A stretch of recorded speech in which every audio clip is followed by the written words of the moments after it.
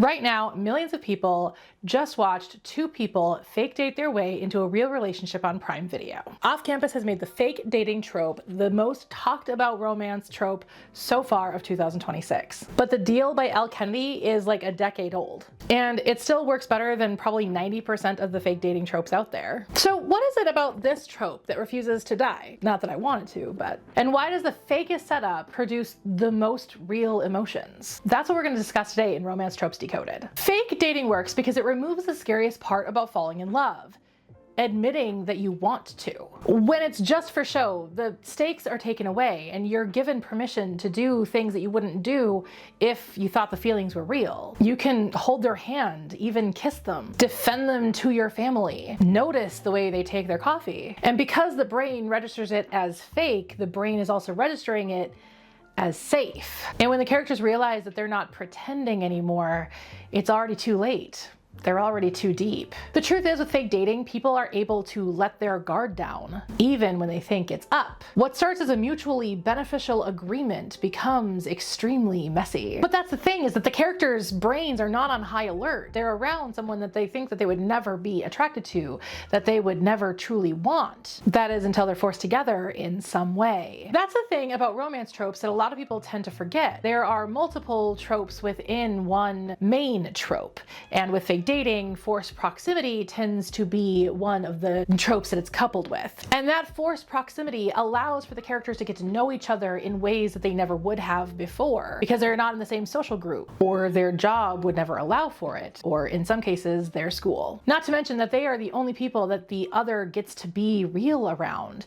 They have to sell this lie to the world around them, so that other person becomes their only real social support through this fake relationship. Because if too many people find out that it's fake, it will implode. So they have to keep it a secret from even the people closest to them. And sometimes it's the people closest to them that they're even trying to convince. And then it happens. They have to check into a hotel or stay with somebody's family. And somehow, some way, there is only one bed for this fake couple to share. And through that forced proximity and shared bed, somehow, some way, this fake relationship becomes real because they've become vulnerable with each other. They have been put into a predicament where the only person they can confide in is each other, and eventually the heat just takes over. If Off Campus sent you here, welcome. The Deal by Elle Kennedy is book 1 of the series. It is essentially what they turned into season 1. Hannah and Garrett's relationship is a classic. Garrett needs a tutor and Hannah wants the football player, or the musician if you're watching the show. They both see a way of getting exactly what they want through each other. Garrett offers to help make her crush jealous as long as she helps him pass his class. The true genius of the deal isn't even the fake dating of it all or the forced proximity of it all. It's the vulnerability that they offer to each other throughout the course of it. Again, their guard is down. Garrett doesn't do relationships and Hannah has no interest in Garrett, which allows them to open up and share things with each other that they've never shared really with anyone else. This book honestly handles the pivot from fake to real in a beautiful way. It's a slow erosion of the line between performance and truth. While The Deal isn't the first fake dating trope to ever exist, that happened long before this book, it has become kind of a blueprint for contemporary romance today. But like I said, The Deal is actually like 10 years old now, so let me go ahead and show you some other fake dating tropes that I personally love, and one that I think might actually be better than The Deal. Dating Dr. Dill by Nisha Sharma is an incredible book. Karina needs a fake fiance in order to save her late mother's house. And Prem, or also known as Dr. Dill, needs a relationship in order to save his reputation after a viral video. This setup is pure chaos. This is a South Asian retelling of Taming of the Shrew, and it's done beautifully. And I am real picky about Taming of the Shrew because it's one of my favorite Shakespeare plays, okay? This takes the stakes of the fake engagement to a very different place. It's way beyond my ex will be jealous or my crush might finally want me. The family tradition and the obligation make the need to perform hit way harder. Prem doesn't just need to pretend to love Karina. He has to convince her Indian family and her aunties. Then there's Yours Truly by Abby Jimenez. Brianna and Jacob are ER doctors who don't exactly get along. That is until Jacob needs a fake relationship in order to prove to his family that he is over his ex. In exchange, he does something life-altering. The stakes of this one are wild. But what makes this one so different is their friendship actually develops through them writing notes to each other. Jacob has social anxiety. He is very autistic coded. The letters become the real relationship of the book, and the dating is their cover story. Then there's A Love Hypothesis by Hazelwood. Olive is a PhD student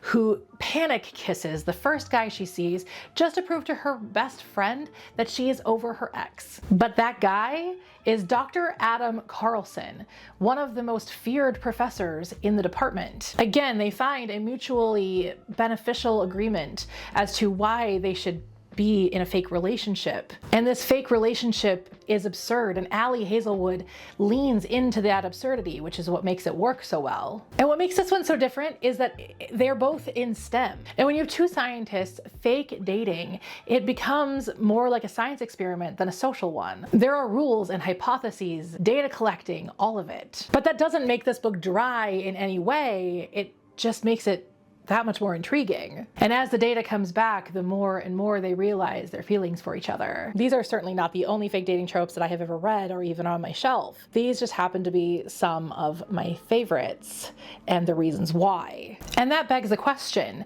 is fake dating the best romance trope? I definitely think it's a massive contender for it, and not for the reason you might be thinking. Here's the thing, enemies to lovers or rivals to lovers, any kind of hate to love in that regard, requires the characters to change who they are, to become different versions of themselves in order to be the versions that the other can love truly. Grumpy ex-Sunshine requires one of the characters to thaw and another to harden. Fake dating allows both people to stay exactly who they are, minus any character development throughout the book, because that's important. And through that fake relationship, discover that who they are is who the other person truly wants. The fake relationship is a container that allows for the real relationship to grow without the characters even realizing it, and without the weight of expectation. When you're fake dating someone, you don't have to pretend to be cool. You don't have to play games. You just get to show up. And it turns out that showing up for that other person is exactly what falling in love is supposed to be. Fake dating is not the most delusional trope. It's the most honest.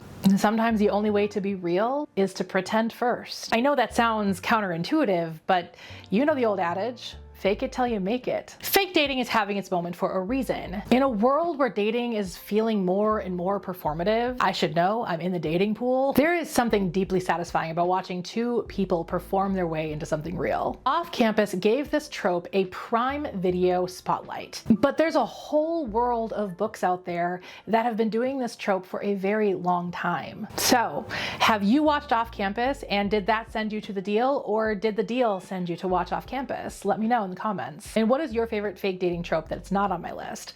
Let me know in the comments. As always, I am building my TBR, even though it's very big. And subscribe so you don't miss a single Romance Tropes Decoded episode.